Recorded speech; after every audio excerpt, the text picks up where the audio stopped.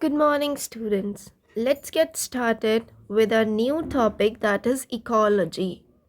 As you all know that in UPSC it is very important to know basics of your environment section. So if you want to know the basics of the environment section, I'm taking this section from the basics. Sorry. Okay. So what is ecology? So ecology meaning is oikos. Oikos means home और place to live, ऐसी जगह जहाँ हम रहते हैं. And logos means study. So when we study about the places, or when we study about the environment, when we study about where we belong, is known as ecology. So it's literally means that we study home of nature. हम nature के बारे में study करते हैं. But if in mains अगर आपको ऐसा कुछ लिखने को आता है that how you will define ecology and some other aspects, then you can write that it is the scientific study. But you can write it is the scientific study of the relationship of living organisms with each other and with their environment. So it's basically the relationship between biotic and biotic components and biotic and abiotic components, कि हम living beings के साथ भी interact कर रहे हैं और non living beings के साथ भी interact कर रहे हैं. So it deals that organisms are molded by their environment. Why?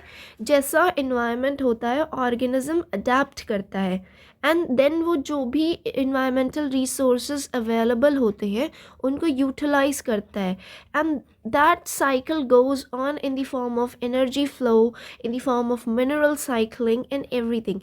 If we go back to the history of our ecology, then we study it in the form of natural history, and it is as old as human civilization. जब से civilization start हुआ है, from the early phases, जब man को एक leisure time मिला, एक free time मिला, then he started researching about the things.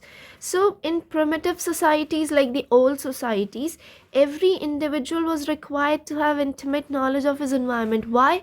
Because अगर environment का knowledge नहीं होगा तो they can't survive in that environment. So they need to know, because उस time doctors नहीं है, उस time modern technology नहीं है, they live in forests. So if they are not well aware of their surroundings, they might be in danger.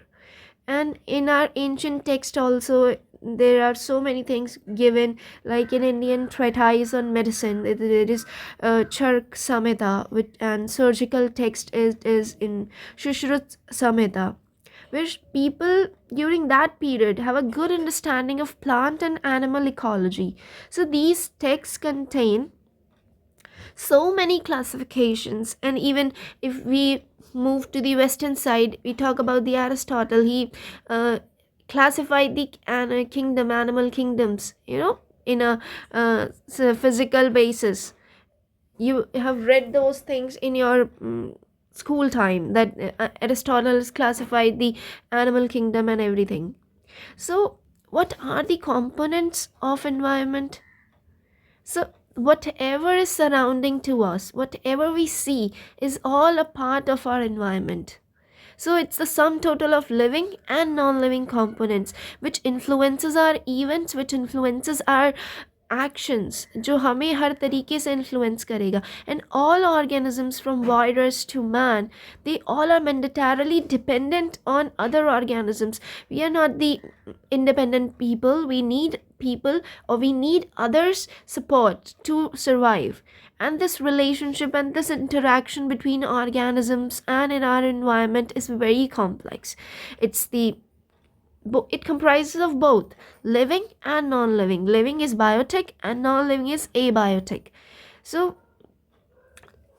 if we talk about like diesel engine, it exhausts fumes and can cause cancer, and it belongs to the same potential deadly category as asbestos, arsenic, mustard gas, as World Health Organization talks about. So why I am talking about these diesel engine? Because it is impacting our environment, and we are seeing that nowadays there is a climate change, there's Paris peace agreement, there's so many agreements going on, there's so many talks going on worldwide, because climate change is real. Some countries are not ready to accept it, some are accepting it, and some are facing the threatening consequences of these situations.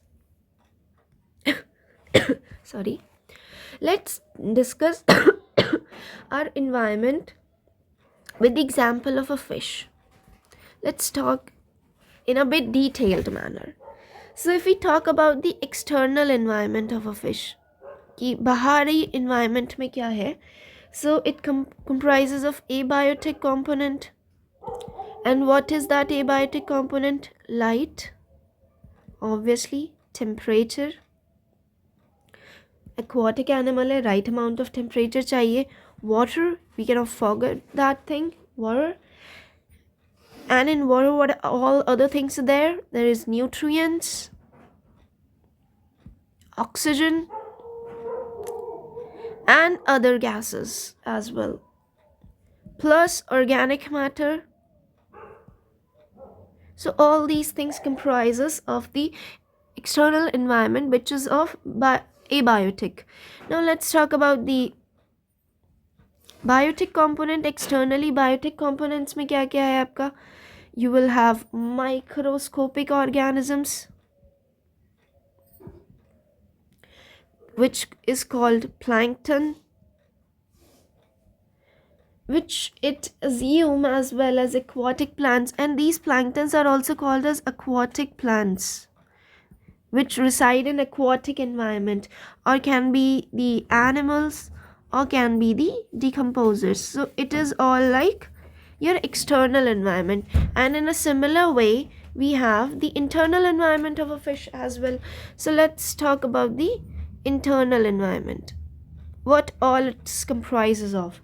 So if internally we talk about, then it is a outer body surface, एक body surface है उसका.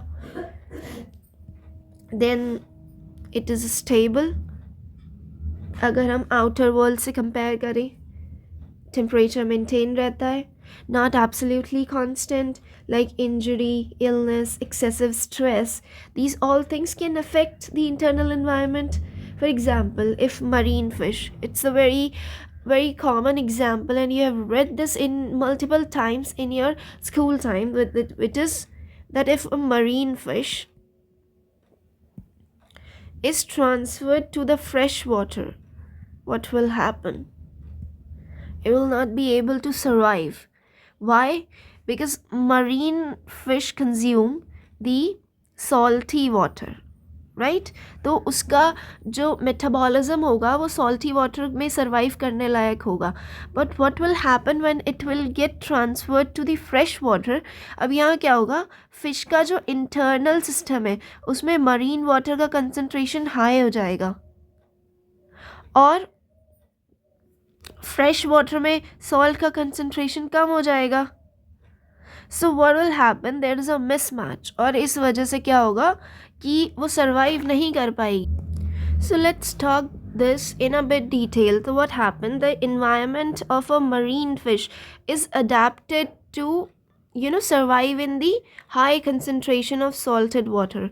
So this situation will be the fish is in hypertonic condition, where the concentration of salt is more, and on the other hand the fresh water is in of hypotonic condition. And what will happen? So when water started entering into the fish body due to endosmosis, like moving water from the higher concentration to the lower concentration. Why? In concentration, why? Because in marine fish what happens कि marine fish के अंदर जो salt का content ज़्यादा है और water का content कम है. fresh water में water का content ज़्यादा है, तो water जहाँ अपनी higher concentration में होता है वो वहाँ से अपने lower concentration में move करता है.